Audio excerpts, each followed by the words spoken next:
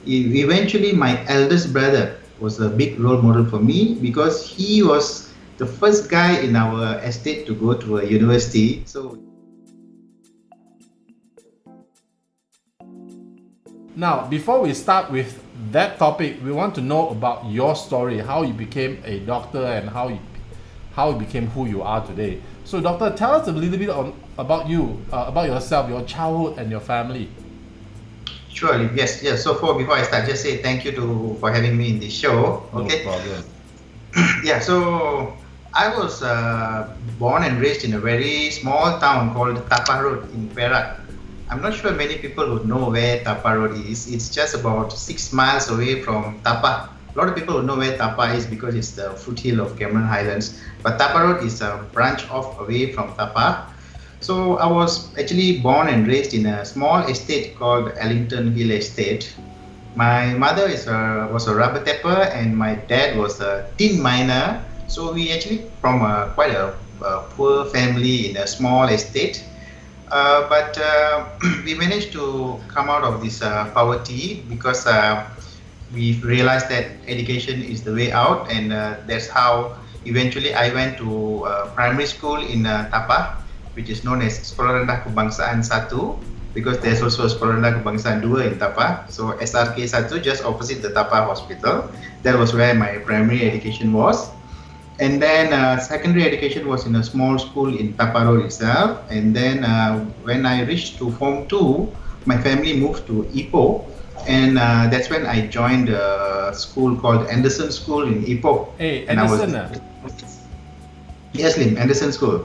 I'm from Anderson. Oh, okay. Alumni. Right. Yes. Anderson is a good school. Now, you are from Tapah, a small, what do you call this, estate called Hellington Estate. Correct. It is so British, right? Hellington Estate. In fact, the owners were British when I was there. The British owners were still there running the estate. That was like 40 years ago, when you're born, you know. So, 40 plus years ago. You are from an estate family, a poor estate family. You have eight family members, right? Something like 8 siblings. Correct. Yeah, I'm the 8th. I'm the youngest in the family, number 8 in the family. That is not a very privileged life, right? It is not privileged at all. It is tough, right? To be born into an estate family. It was tough. It's a small estate in a big family and not very well to do. But we had food on our table and clothes to wear and guidance from the family. But yeah, we came the hard way up. You're right. Tell us about your parents. What did your parents do to bring all 8 of your family members up, and you became a doctor among? I think you're the only guy that became a doctor from the Hellington estate. Yes, true. I'm the only doctor from that estate. Tell us a bit about your parents. Yeah, true. So my dad was a great man. He was working in the tin mines. Very hardworking guy who really took care of the family. He spent all his time and effort and money to make sure that the family is well taken care of. He's a very disciplined guy and he's well loved. So he instilled that into all our family members. So all of us worked hard, and we had all these good attitudes that he taught us, which we carry until now. And on the other side, my mom is very supportive for the family. She was also very hardworking rubber tapper.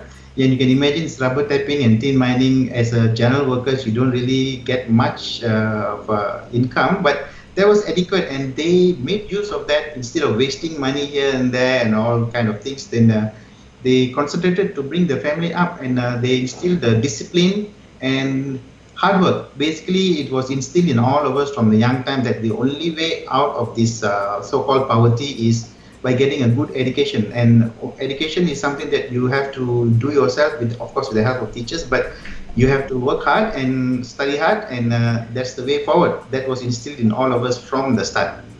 So your parents are great, your parents, your father is responsible. He took care of your family, put food on the table. Your mother was loving and caring. Now, tell us a bit of a role model in your life. Who is your role model? Sure, yes. So in early initial stage, of course, my dad and my mom were role models, but eventually my eldest brother was a big role model for me because he was the first guy in our estate to go to a university. So it was a big achievement for our parents and our family. And all of them look up to him because being a first person to go to a university during those times is like a big deal. And so that he became quite a big role model for the rest of the family. And he's the guy who managed to bring the family slowly out of poverty. And that's how we moved from the estate to a town to Ipoh eventually. So my second role model would be my eldest brother. Wow, wonderful. Your brother basically went to university, became an educator, and took Yes. the whole family out of poverty and moved to Ipoh. Correct. Yeah. So by him doing that, we managed to put a stepping stool for all of us to progress further. Yeah. So thanks to him, and he's still a great role model for me. He's actually based in New Zealand now, so maybe it's a bit late there, but maybe he's listening in. So now you did your medical degree in UM. Now in your days to do a medical degree in UM means you have to have very good grades in STPM, right? So you finish everything in Anderson, STPM, everything? Yes, correct. So I finished my what they call as upper six this time. I don't know what they call it now, upper six. So I finished my STPM in Anderson School.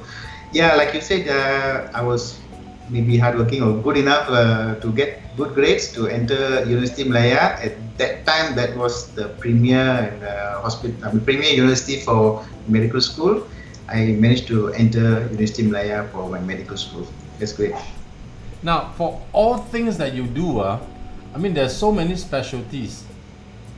Why become what we say a urologist? Or doctors would like to among doctors would like to tease you as the dick doctor. Why urologist? Correct. So they used to call us just the urine doctors. The urine doctors. Yeah. Yeah. So that's the second part of my adventure. After finishing my medical school, I did surgical masters.